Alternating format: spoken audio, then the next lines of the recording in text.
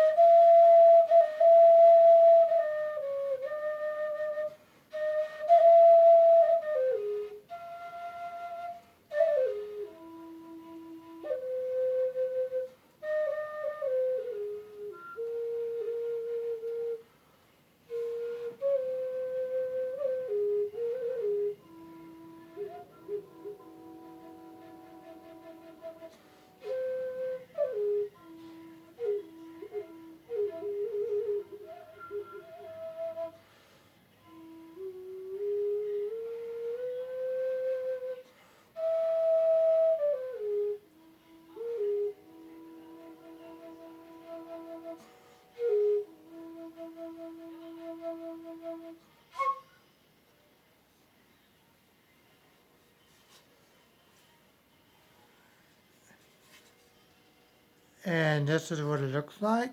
And it came from the Stellar Flute website, and there you have it. Have a good day. Oh, and trying to think of what type of stain to put on. So, would anyone want to recommend which type? Bye.